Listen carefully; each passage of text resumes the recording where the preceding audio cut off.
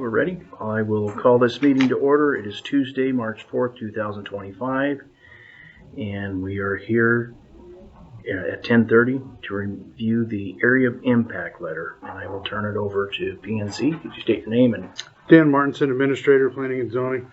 We requested this meeting so that we could bring this letter in front of you. It's derived from recent legislation from the state requiring some new changes and some new requirements for the area of impact agreements that each city has with each of their respective counties, or most of them do anyway.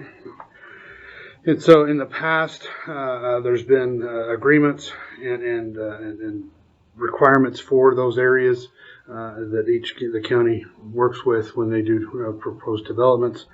And we currently have agreements with each city, and we have a map associated with each one that establishes the area of impact.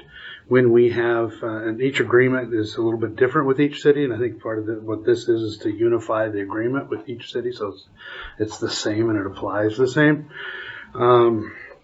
Those areas that are outside the city limits, if a proposal for development, zone change, subdivision, any of those land use type developments, we stop short of building permits, but then we're required to, and per the agreement, we notify the city, and we basically allow the city to have an opportunity to voice their opinions about it, and comments and concerns and requirements, much like we do with any agency with developments. It allows us to, if they have some particular requirements, design standards, or even concerns that maybe they don't want this type of development next to their city, gives them the opportunity to have a voice to the county, to maybe apply conditions, maybe apply regulations and requirements, and or maybe even have justification for denial or support for a project.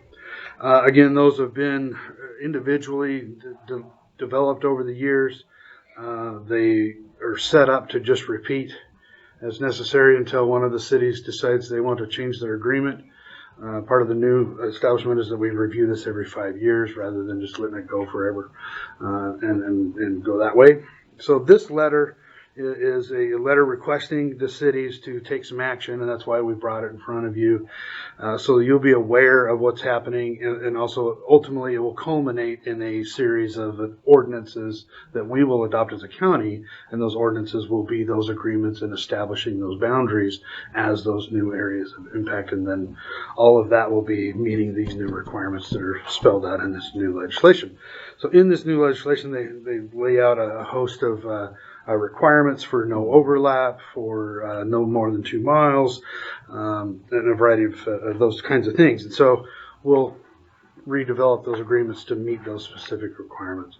And then what we're asking the cities to do is to give us, we've got, it says in their establishment, but that's the wording out of the code. Each of them have one already established, but we're going to request the cities to review their areas and let us know if they see any reason to change them, if they want to advance it somewhere else.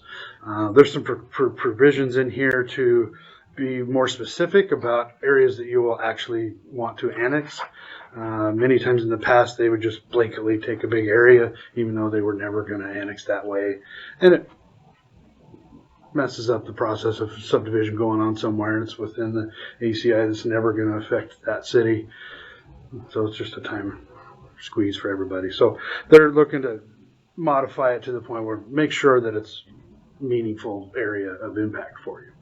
And we're asking the cities to do that. So because we're asking the cities to take some action, determine what they need to determine, they'll respond to us with those new maps. If there's some conflict or some reason that there's an issue with that, we'll bring those to you for resolution. If there's no conflict, if there's no issues, it will just simply get put on the docket, and then eventually, once everybody's in line, we'll work together to do them all at once rather than 7 different processes. And so we have a timeline established. We've been working with Ben in particular through this process, and also because he's working with at least 4 of the cities on their behalf, and so how that's going to coordinate with the cities to the county. That's why we're working together on getting these established and making sure everybody's good with it. So there'll be a whole process of that new maps, the agreements, and then we'll have a hearing about those, each of those. And so there'll be all kinds of process and opportunity for transparency and opportunity for everybody to understand what's being ordained. Okay.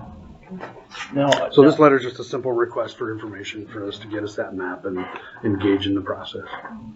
just for kind of information only, how do they figure out the area of impact? Is it by measurement? Is it by, are they, I saw where it has to be within a certain miles. Yeah, within 2 miles. They don't want you to go farther than that. We need some level of ability to describe it, but we don't necessarily need a surveyor, meets and bounds description. So you tend to go to streets, or you go to the boundaries of sections, or some sort of adequate parts description, so that it's, and if it's a little bit outside, that's better than not inside, too far inside. And certainly if a development ever comes up and it's close, we've always leaned on, if it's close to the ACI, we send it to them anyway. We give them the opportunity to be aware there's a thing happening.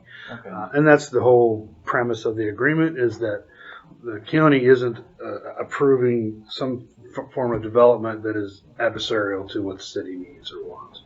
And that's just the whole point of the agreement, is make sure that doesn't happen. So. Is the area of impact also possible annexable property in the future? One of the criteria is that as a city, they need to look at their area and go, where were we really likely to annex? Now, maybe at the moment they have no plan to annex, but if you were going to annex, where would you annex?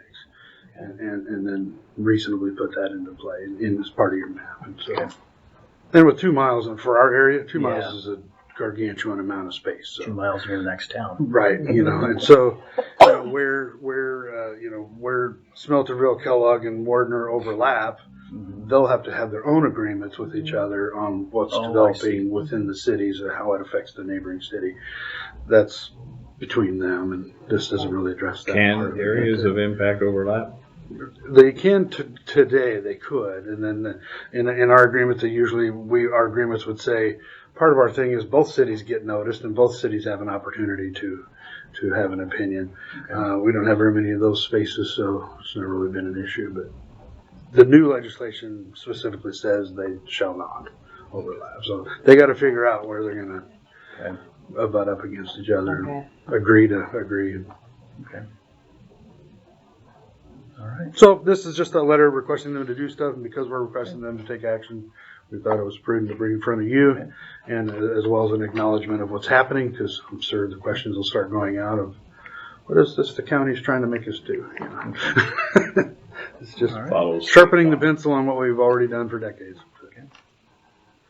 So we don't need to do any motion or anything. This is just information only. I don't think so. I mean, if you read the letter, if there's any reason to think there's something in there you don't particularly like, then let me know. But it's not like a I didn't see anything more formal. The only thing I didn't care for was the timeline, because it really goes up against our budget. But budgeting things, I don't know what else we could do about that. The legislation states this all has to get done by the end of the calendar year, and so working with Ben and we came up with a timeline to best squeeze it in the best we can to give us the most opportunity towards the end of summer. Once we have 7 on board, if we can get answers from everybody sooner, we may be trying to deal with it over the summer, and it may be quicker.